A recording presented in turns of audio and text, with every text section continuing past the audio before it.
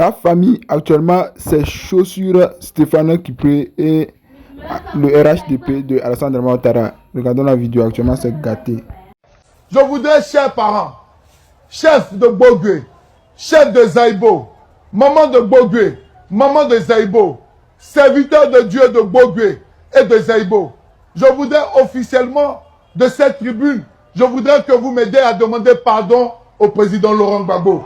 Le président, celui qui est pour moi celui que je suis, celui qui a fait de moi le leader politique dans cette sous-préfecture, celui qui m'a donné l'amour de mes populations, celui dans les pas de qui je suis en train de marcher, celui qui est ma boussole. Oui, un fils n'aura jamais raison sur un père. Un fils ne se justifie pas devant un père. La seule chose que le fils fait, c'est de prendre ses parents et de demander au père pardon. Alors, Stéphane Kipré, ici tu prenais la parole pour demander pardon au président Laurent Gbagbo. Et tu nous disais que le président Laurent Gbagbo était ta boussole. C'est lui dans les pas de qui tu marches. Non, il ne faut pas souiller l'image de Gbagbo. Parce que si tu dis marcher dans les pas du président Laurent Gbagbo, que tu es rebelle, ça veut dire que le président Laurent Gbagbo lui aussi est rebelle. Et pourtant, on sait tous que le président Laurent Gbagbo n'est pas rebelle. Laurent Gbagbo est un homme qui respecte la loi. Laurent Gbagbo est un homme politique accompli. Laurent Gbagbo est un homme politique guéri. Donc tu ne peux pas venir nous dire que Laurent Gbagbo est ta boussole et puis tu vas te rebeller. Donc ici tu demandes pardon. Un enfant ne se justifie pas devant son père. On a compris. Mais hier, j'ai pris la peine de suivre, de voir le communiqué que tu as produit sur ta page.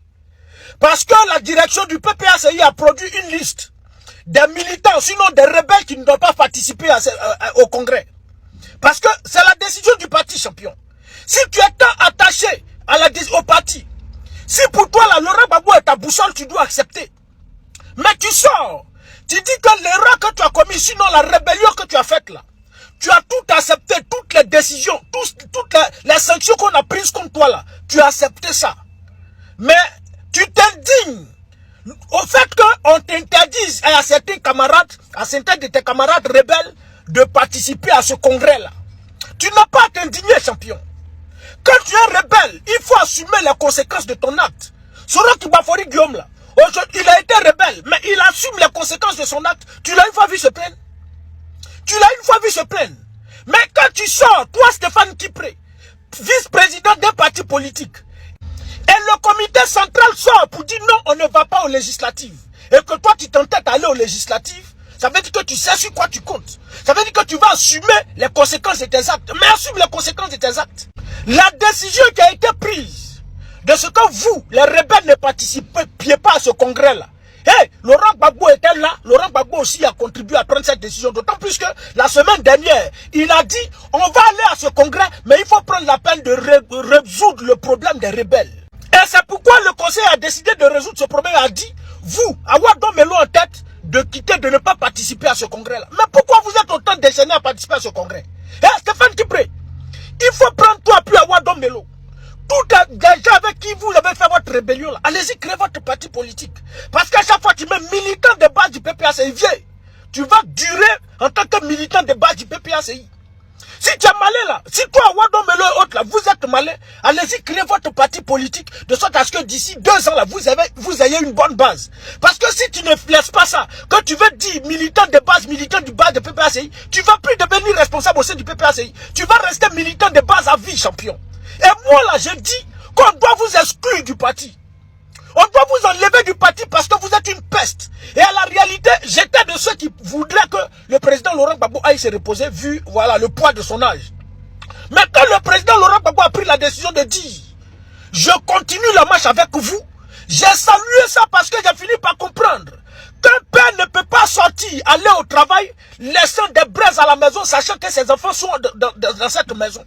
Et le père, s'il va au travail, laissant la braise, cette braise-là peut s'enflammer et détruire toute la maison et ses enfants seront détruits. Donc le père décide de ne pas aller au travail. Lui, il va rester, prendre la peine d'éteindre le feu avant de partir. Laurent Gbagbo est resté là. C'est pour régler vous tous vos cas. Et moi, pour ma part, il faudra vous exclure du parti. Parce que si vous n'êtes pas exclu du parti, que le président Laurent Gbagbo se retire, vous feriez du PPACI ce que vous avez fait pour le FPI hier. Vous allez détruire ce parti. C'est pourquoi aujourd'hui, il vous a tous confondus. Pour vous, là, vous avez cru que le président Laurent Gbagbo allait se retirer. Et puis, vous allez détruire le PPACI. Et aujourd'hui, comme il ne s'est pas retiré, vous sortez de votre position maintenant. Champion, faut prendre toi puis vos rebelles. Là. Tous ceux qui sont rebellés, Prince Atu Dali, Awadomele, vous, tous ces consorts là. Allez-y, créez votre parti politique. Allez-y, créez votre parti politique. Oubliez le PPACI. Mais si tu dis que tu assumes les conséquences de tes actes, frère, il faut assumer toutes les conséquences. Ça là, ne pas participer au congrès là, mais vous êtes excité. Donc, tout porte à croire qu'à la réalité, parce qu'il y a eu des rumeurs qui disaient que Awado Mele et toi étiez en train de fabriquer des cartes d'électeurs du PPACI pour aller au sein de ce congrès-là, aller voter une autre personne pour prendre la tête du parti. Donc, si vous êtes autant excité, ça veut dire que les propos, sinon les rumeurs là sont avérées. T'es militant pour qui tu t'insurges. Quand les États disent de ne pas participer au congrès, il faut aller sur leur page, principalement Malin de Dakar. Ce que le PPACI a braqué les projecteurs sur eux, puis aujourd'hui on les a connus là. Il faut aller sur sa page. Si le congrès du PPACI, ils ont une fois partagé, ils ont une fois relayé une information qui est relative au congrès du PPACI, jamais de la vie. Il faut ramasser des gens de l'UNG la vie. Il faut vous ramasser vous tous et puis allez-y, continuez votre UNG là. Laissez Laurent Gbagbo en paix. Dis à Awado Melo hier, il disait que les décisions qui étaient prises au PPACI, Laurent Gbagbo était pris en otage. Il faut dire à Awado Melo qu'en la réalité, ce n'est pas toi et Nadi Bamba qui avait pris le président Laurent Gbagbo en otage. Mais comme le président Laurent Gbagbo respectueux des lois, c'est la décision du PPACI, c'est la décision du parti qui donne cette décision-là. Laurent Gbagbo n'est influencé par personne. Le président Laurent Gbagbo vous a dit qu'un homme politique qui ne respecte pas la décision de son parti ne va jamais respecter la Constitution. Et il a dit.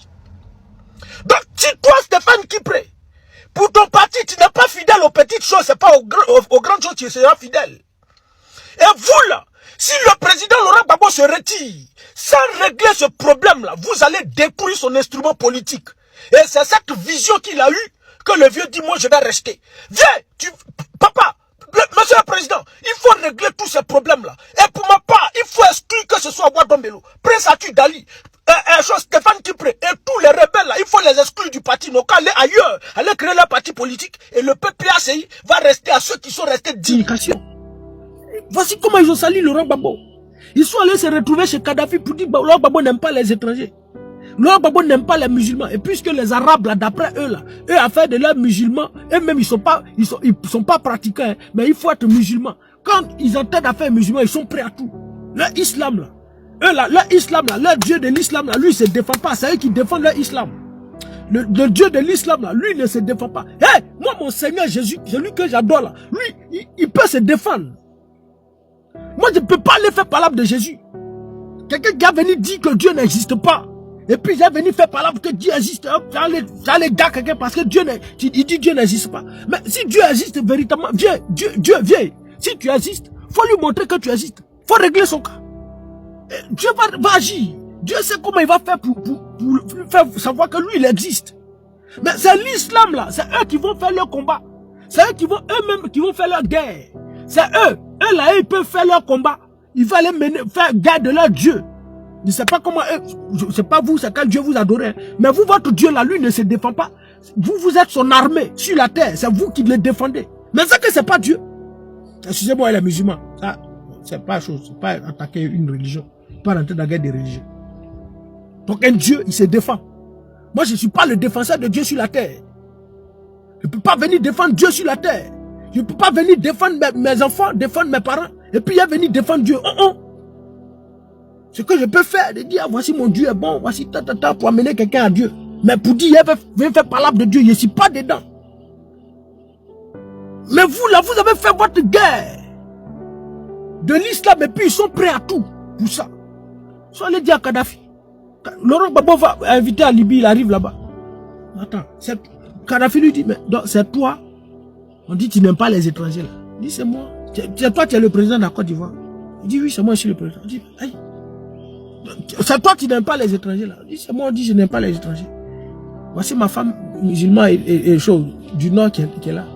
Kadhafi dit j'ai été induit en erreur. Et puis il y a une autre vidéo que j'ai vue, je ne sais pas s'il a enregistré. Vous allez écouter. Comment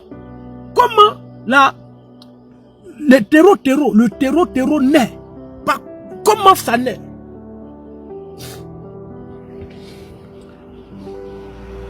Vous, mon frère, vous vous fatiguez. Nous, on se fatigue là. Toi, tu cherches quoi ici? Toi, tu cherches quoi ici? Nadia Gbagbo a déjà la lutte à Ouattara. Sauvage, petit maudit. Bloquez-le. Regardez que tu me suis. Bloquez. Voilà. Que vous vous fatiguez. On se fatigue et puis tu cherches quoi ici? Comme Nadia Gbagbo. Quitte ici. Voici ça. Ceux qui défendent l'islam là. Écoutez. Regardez. Ce chien d'autorité là. Voilà. C'est vous qui envoyez la guerre dans le pays là. Toi, tu as attaqué à la religion islam. Toi, tu as attaqué à la religion islam. Vas-y, champion. Gens qui font un beau qui marie les filles là.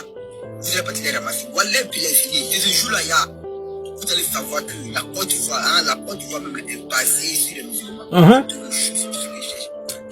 va vous ramasser. Mais vous pensez que les gens sont fifi là, on regarde, en m'a mis la cacha, là. Votre fille là, t'as rien fait. Le juste, tu fais qu'on cherche. C'est pas terreau qui est là. Le terreau au Sahel là. C'est pas là c'est né. Mais vous êtes dans une religion. Oh, il ne faut pas déjà rentrer dans fait des religions petit. Il ne faut pas faire. Il ne faut pas faire, frère. Il ne faut pas déjà rentrer dedans. Musulmans, chrétiens, mais il ne faut pas rentrer dedans. Vous savez. On ne peut pas utiliser la religion musulmane pour ça. On ne peut pas. Et au Sahel, c'est ce qu'ils ont utilisé pour faire le terreau. C'est des vrais musulmans. Mais à partir du moment où tu utilises la religion musulmane, d'après toi, pour éliminer des vies, c'est pas religion. Maintenant, si toi tu dis que toi, c'est ce que l'islam te demande, mais c'est que l'islam, c'est pas une bonne religion. Allons-y. Vas-y, frère. Même demain, on va célébrer le mariage. Les filles de Madrasa là, notre soeurs qui sont dans l'école Madrasa là, même les filles, même nos frères qui sont à l'école là, s'ils sont, c'est-à-dire, à l'âge de 16 ans, 15 ans, là, nous, on les marie. À l'âge de 15 ans, parce que l'officier a dit, a fait des mariages forcés là, on veut plus ça. Si tu as fait ça, on te met en prison. Les mineurs, vous mariez les mineurs là, on veut plus ça. Tu as fait ça, on te met en prison. C'est ça le gars énervé. On s'en prend à sa religion. Lui veut défendre sa religion. Même les mineurs, les filles qui font madrasa. 16 ans, 15 ans, 14 ans, 12 ans, nous on va les marier. En Italie, il y a je sais pas, un imam. Je sais pas de quel pays, c'est pas, vers chose. Moyen-Orient là, un imam du Moyen-Orient qui a été rapatrié pour ça. Parce qu'il a soutenu le fait que une fille de 9 ans peut se marier en islam. Il a soutenu le fait que une fille de 9 ans, une fillette de 9 ans peut se marier, que l'islam autorise ça.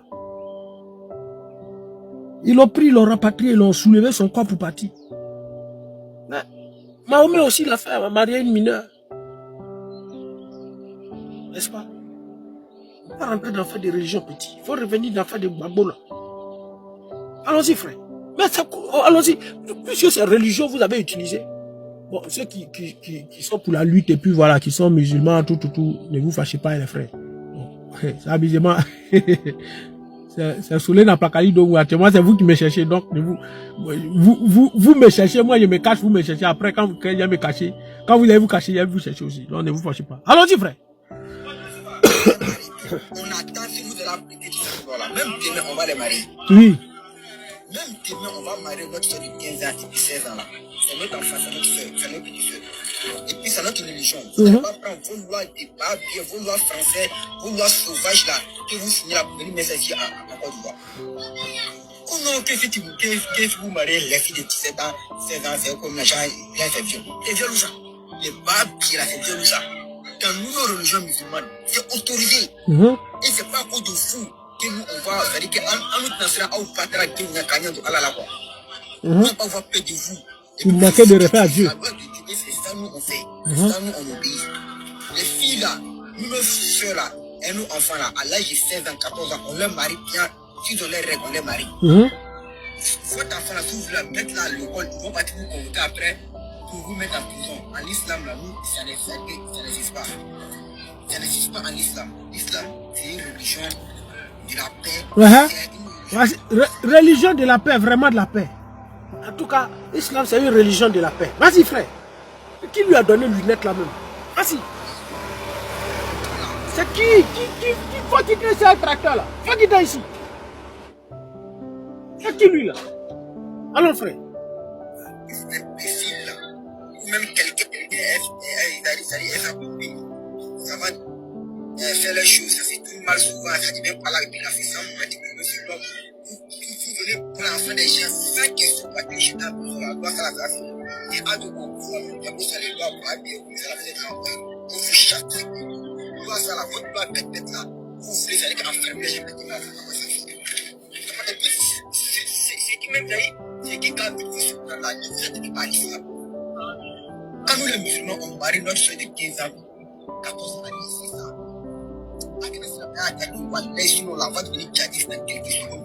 Il a dit le mot, hein.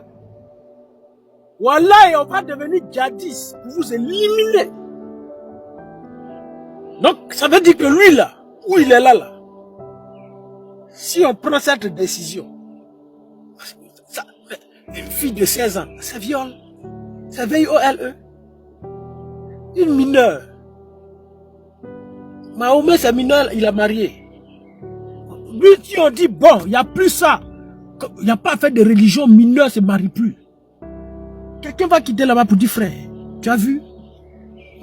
Si c'est par exemple, on prend le président qui est au pouvoir, qui ne fait pas l'affaire des Occidentaux, petit frère, lui qui est au pouvoir là, il n'aime pas, tu as vu la loi qu'il a prise? Il dit, vous ne devez pas vous marier entre vous. Entre vous les djoulas, pourtant c'est autorisé, les musulmans c'est autorisé. Lui, lui il vous pousse à violer la loi de Dieu. Tiens, âme, va le combattre. Lui là, c'est à la minute. Lui, il dit, on va devenir djihadiste. C'est à la minute. C'est comme ça ils ont commencé à prendre des armes, à faire le terreau a commencé à naître au Mali. Au Sahel, c'est comme ça. Et c'est ce que les Occidentaux là font pour diviser. Voici le travail. Et j'ai vu une vidéo où le monsieur lui-même, il y a un terreau, je crois avoir partagé, mais je pense que ça doit être encore loin. Mais attends, j'ai défilé dans mes pages à pouvoir. J'ai partagé. Vous allez écouter, si je retrouve. Vous allez écouter ce que le monsieur dit. C'est cette vidéo. Attends, je vois. Voilà la vidéo. Non, c'est pas ça. Je viens. Il a retrouvé. Faut quitter ici. Wow. Quittez ici avec vos chansons bizarres. S'il n'est pas trouvé ici, il y a les... Voilà, merci. Écoutez. Hein. Ce message est envoyé à la France, aux États-Unis et à tous les pays de l'OTAN. Leur dire que les Moujahidines sont prêts à l'offensive à n'importe quel moment. Nous ne sommes pas là pour dominer les villes. Nous sommes là pour le djihad, pour propager le message du prophète Mohammed sallallahu alayhi wa sallam. Pour propager le message de qui? Mohammed, le guide de l'islam. Lui là, c'est un terreau. Dans le Sahel. Mais c'est quel nom ils utilisent à chaque fois, les frères? Reviens ici. Alors. Leur dire que les Moujahidines sont prêts à l'offensive à n'importe quel moment. Nous ne sommes pas là pour dominer les villes. Nous sommes là pour le djihad, pour propager le message du prophète Mohammed sallallahu alayhi wa sallam. On est prêt à défendre la religion jusqu'au dernier degré. On est prêt à défendre la religion jusqu'au dernier degré. Mais quelle est cette religion où le Dieu de cette religion lui-même il ne se défend pas et puis c'est des individus qui prennent des armes pour éliminer des vies, détruire des vies pour défendre un Dieu? C'est quitté où les frères? C'est quitté où? Tu as fait des renaissances, tu es sorti quand tu es parti dans la religion, frère. Petit, il ne faut pas faire. C'est quitté où, les frères? Vous êtes dans votre religion. Mais religion, là, quand vous priez, Dieu, pardonne-moi. Dieu, vous demandez des bénédictions en Dieu. Mais s'il y a quelqu'un qui fait une erreur, qui est en train de manquer de respect à votre Dieu, priez le même Dieu pour qui attaque l'individu. Mais priez, les frères. Moi, Dieu, notre Dieu, on adore là. Si tu dis, il n'existe plus. Ni Dieu. Ni Dieu. C'est celui-là qu'on a utilisé, Nietzsche, mais c'est un penseur, un philosophe. Nietzsche a dit Dieu n'existe pas. Et quand tu lis le récit de Nietzsche, il y a des témoignages qui ont dit qu'à la fin, le dernier jour où Nietzsche devait rendre l'âme, il a dit Dieu existe vraiment. Il dit Dieu existe vraiment avant de rendre l'âme. Mais les frères, si vous estimez que vous servez un Dieu, ce Dieu-là, c'est lui qui doit vous défendre. Mais si un Dieu, toi tu suis un Dieu, ce Dieu-là, c'est toi qui dois le défendre et puis tu le suis. Mais tu le suis pourquoi? Pour quelle raison alors? Moi, je suis un individu parce que j'ai peur. Des gens veulent m'éliminer. Ou bien je suis dans un foyer avec ma femme, tout. Et puis les choses arrivent. On dit lui là, toi ton mari là, il a fait karaté, des dos dan, 6e dan, combien de ceintures noires, vert, orange. Et puis les gens arrivent pour dire non, ils vont venir frapper ta femme. Et puis ton mari lui fuit pour te laisser. Mais c'est dans quoi tu es? Tu es dans quoi? Toi tu suis quelqu'un qui doit à la réalité te défendre, mais c'est toi qui es en train de le défendre, mais tu le suis pourquoi? Si c'est vous qui devez défendre votre Dieu, mais votre Dieu devait vous suivre. C'est lui qui devait vous suivre, parce que c'est celui qui défend là, on suit. Moi je ne peux pas défendre quelqu'un, et puis c'est moi je le suis encore.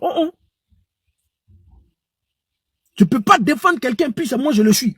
Peut-être s'il y a, en islam il y a 2 religions, il y a 2 dieux, mais dans tous les cas, je sais que le terreau, il dit ils sont là pour défendre leur religion. Il a utilisé Mohamed, Wassali, Wassalam, ou quoi là. L'autre petit en Côte d'Ivoire dit, si vous allez, vous supprimez cette loi-là, nous on va devenir djihadistes dans le pays là. Mais c'est comment? Et c'est l'islam que vous avez utilisé pour détruire la Côte d'Ivoire. Laurent Gbagbo n'aime pas les étrangers. Laurent Gbagbo n'aime pas les musulmans. Voici le narratif sur lequel Draman Ouattara a construit sa politique. Pour salir la Côte d'Ivoire à l'extérieur. Il n'aime pas les étrangers. Il n'aime pas les musulmans. Il n'aime pas les djoulas. Il n'aime pas tant. Il n'aime pas tant. Soro a chargé comme ça. Soro se musclait comme ça. Si tous les médias, il était invité pour détruire Laurent Gbagbo. Les médias là l'utilisaient comme ça. Mais où sont les France 24? Où sont les RFI? Où sont les médias qui, hier, sous la rébellion, les invitaient pour venir parler? Mais on invitait Soro encore? Jamais de la vie. Parce qu'ils ne parlent plus dans le même sens qu'eux. Et voici ces individus-là, à qui on fait face en Côte d'Ivoire. Donc les frères, le combat dans lequel on est là, ça ne sera pas facile. Mais si on a un homme politique à la dimension de Laurent Gbagbo qui est à la tête de nous, notre parti, il faut le suivre parce que c'est un fait stratège. Il a toutes les stratégies possibles pour amener... Donc, comprenez que vous êtes en train de faire quelque chose qui va vous retomber dessus après. Comme je l'ai dit tantôt, après tout ce que vous êtes en train de faire là, vous ne saurez pas où partir. Parce que tous les pays, là où vous allez partir vous réfugier, où vous allez partir vous réfugier, là, ils vont vous ramener tous. Oui, je ne sais pas si vous voyez quelque chose. Aujourd'hui, tous les pays sont en train de partir dans ce sens-là. Un président qui va venir au pouvoir dans son pays, il est obligé de coopérer avec ses homologues présidents. C'est ce à quoi on est en train d'assister aujourd'hui. Nous sommes au 21e siècle. Ouvrez les yeux. Quand vous-même là, vous prenez Ouattara, il est ici, Ouattara, il reçoit les gens. Ouais, mais vous n'avez pas honte. Vous n'avez pas honte. Quand vous regardez les 2 photos là, c'est la même personne. Mais ce Ouattara que nous connaissons, c'est quelqu'un de corpulence, il est en forme. Il a un ventre bien ballonné, il est en forme. Et quelques heures et quelques temps après, on voit qu'il a une poche qu'on lui a mis là. Mais le Ouattara que vous nous avez montré au Kenya, là, ça c'est quel Ouattara ça? Quelqu'un qui est devenu, comme les jeunes l'appellent, skinny. Son ventre plat, il a les poignets qui sont bien minces. Mais écoutez, arrêtez cette honte-là. Vous pensez que tous les autres pays africains ne sont pas au courant de ce qui se passe en Côte d'Ivoire? Quand est-ce que vous allez prendre le temps pour respecter la constitution dans notre pays? Vous faites tout du n'importe quoi. Je sais pas sur quoi vous vous basez. Vous vous êtes basé sur quoi? Pour dissoudre la CEI. Mais laissez la CEI telle qu'elle est. On n'a pas besoin de la dissoudre maintenant. On vous a demandé ça depuis avant les élections. Ce que vous devriez faire, vous ne l'avez pas fait. La CEI devait être dissoute avant les élections. Le président de la communauté, le président de la CEI devait être dégommé. Vous ne l'avez pas fait. Vous l'avez maintenu. Vous avez truqué, vous avez falsifié, vous avez tripatouillé les élections. Pour cela, vous avez mis des innocents en prison, tué des innocents. Et c'est maintenant, comme maintenant, vous êtes rassasiés, vous pensez qu'on va gommer ça? Ouattara n'est plus de ce monde. Ce n'est pas moi qui le dis, c'est France 24 qui l'a dit. Ce n'est pas de la diffamation. Et vous continuez comment est-ce qu'on appelle, vous continuez de semer la désolation dans les familles ivoiriennes. Monsieur le procureur, je ne comprends pas, je ne sais pas. La Côte d'Ivoire t'a tout donné. La Côte d'Ivoire t'a tout donné. Aujourd'hui, ce sont ces enfants que tu fais tuer. Tu les mets en prison. Les gens meurent. On ne déclare pas. Les gens pensent que leurs parents sont en prison alors qu'ils sont morts il y a très longtemps. Dans l'armée, on tue. Dans la vie civile, on tue. Depuis 16 ans, vous êtes au pouvoir. Tuerie sur tuerie. Les emprisonnements. La justice. Elle a sens unique. Elle poursuit seulement un seul camp. De ceux qui doivent aller en prison ne vont pas en prison. Pour un oui, pour un non, vous mettez les gens en prison. Vous pensez que les Ivoiriens sont contents de vous? On n'est pas content de vous. Je suis en train de vous dire une chose. Qu'on monte, qu'on descende. Ça là, vous allez payer. Quel que soit le président qui va venir. Vous, aujourd'hui, là, moi je vous compare. Votre problème aujourd'hui, devant Dieu, devant la terre, moi je le dis tous les jours, ce n'est pas le président Laurent Gbagbo. Pour ceux qui analysent réellement, correctement, ce qui se passe là, vous-même aujourd'hui, là même, vous priez Dieu, je le dis, vous priez Dieu pour que le président Laurent Gbagbo même revienne au pouvoir, pour vous sauver. Oui, parce qu'il a la capacité de vous sauver. S'il vous a pardonné, s'il vous pardonne, c'est ça qui peut vous sauver. Aujourd'hui, là, vous priez Dieu pour que le président Laurent Gbagbo revienne au pouvoir. Je le dis, dans le cœur de beaucoup d'entre vous, beaucoup prient Dieu pour que le président Laurent Gbagbo revienne. Ils vont se racheter. Mais hélas, vous avez fait trop de tort aux Ivoiriens. Même si demain, c'est pas le président Laurent Gbagbo qui est au pouvoir, là, mais le président qui va venir. C'est pourquoi j'ai dit toujours dans ma prière que je prie Dieu que le président qui va venir, qu'il soit quelqu'un, son affaire de Côte d'Ivoire, on ne peut pas parler. Il va vous faire payer tout ce que vous avez fait aux Ivoiriens. C'est trop facile. Donc aujourd'hui, votre seul problème, comment vous allez faire l'argent que vous avez volé?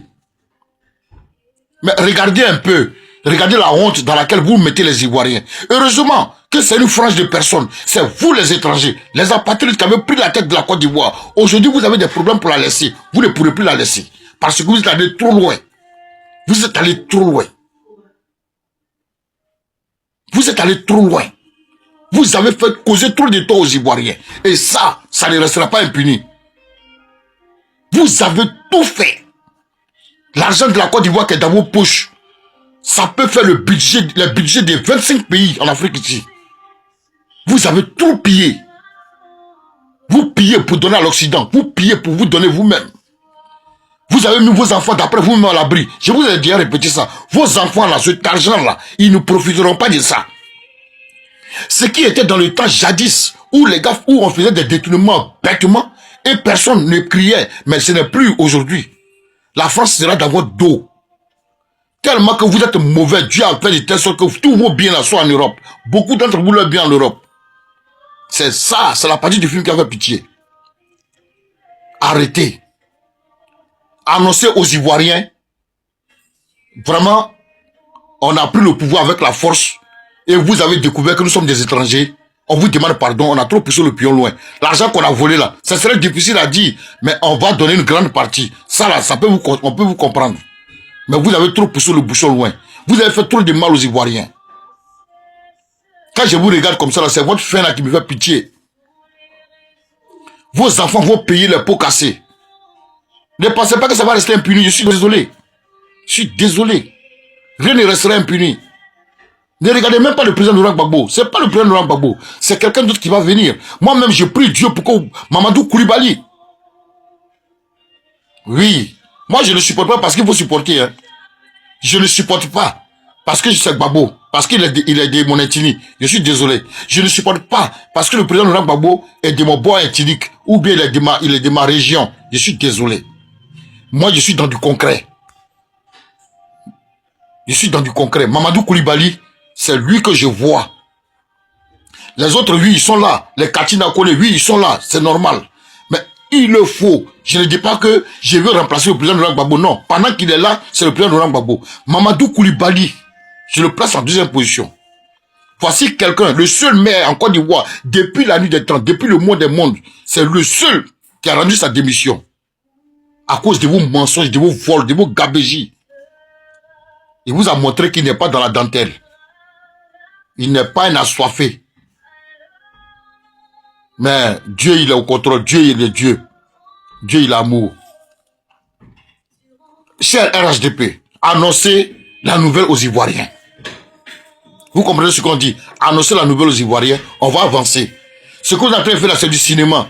Vous voulez vous justifier par rapport à quoi? Vous justifiez quoi? Tout le monde sait que Ouattara n'est plus là. Vous justifiez quoi? Sinon, si Ouattara était là, Adjoumani ne peut pas se permettre de dire ce qu'il a dit là. Marius Komoué et puis Élisée Ndopo quoi là, il ne peut pas se permettre de venir se battre sur le plateau télé. Dire des contradictions, l'autre va contredire l'autre, l'autre va contredire l'autre. Pourtant, les deux fois travaillent pour la même personne. Mais c'est pour vous dire que Ouattara n'est plus là, donc chacun fait ce qu'il veut. C'est maintenant la vérité en train de sortir. Quand tu écoutes ce que Adjoumani disait du vivant de Ouattara, Adjoumani ne peut pas dire ça. Des Ivoiriens qui sont là, qui supportent Tiene Brahima. Tiene Brahima, s'il prend le pouvoir, oui, c'est pas un temps. Mais je vais vous dire une chose, ce n'est pas le choix de la France. Et la France n'a plus le choix à faire en Côte d'Ivoire. Ce n'est pas, c'est parce que Tiene Brahima aujourd'hui, la négociation, le deal qui se passe entre eux, c'est que Tiene Brahima va continuer le travail que Ouattara a commencé au niveau de l'AES. Mais je suis en train de vous dire, arrêtez de rêver. Ça n'arrivera pas. Et ça n'aboutira pas. Mais moi, je le dis, je répète chaque jour que Dieu fait. Je prie Dieu que vous commettez cette erreur-là. Allons-y pour cette bataille, ultime bataille, et qu'on en finisse. Et je sais que mon AES va remporter cette victoire. Au nom de Dieu, au nom de Jésus qui nous arrête. L'AES va remporter cette victoire-là. Vous n'avez pas honte? Vous achetez les armes, vous les cachez dans des maisons pour les distribuer aux gens, pour aller tuer les camarades. Vous n'avez pas honte? C'est ce que vous voulez en Côte d'Ivoire. Parce que vous avez de l'argent. Vous voulez cogner les têtes pour que les Ivoiriens s'entretuent. Laissez les Ivoiriens en paix. Priez Dieu, cherchez à vous sauver vous-même. Vos enfants là, ils vont payer les pots cassés. Tout ce qui a tout se passer, vos enfants là vont payer les pots cassés. Ils vont découvrir ce que c'est que la misère. Ils ne travaillent pas, ils sont payés par mois. Ils ne travaillent pas, ils ont de gros salaires. Ils ne travaillent pas. C'est eux qui vivent dans le luxe, dans l'opulence. Ils vont voir à leur tour comment ça fait mal. Cet argent-là, vous n'allez pas vous profiter. Vive l'AES. Aboudraman Tiani, Assimi Goïta, Ibrahima Traoré, que Dieu vous bénisse, que Dieu bénisse vos populations, que Dieu vous protège partout où vous êtes. Et que ce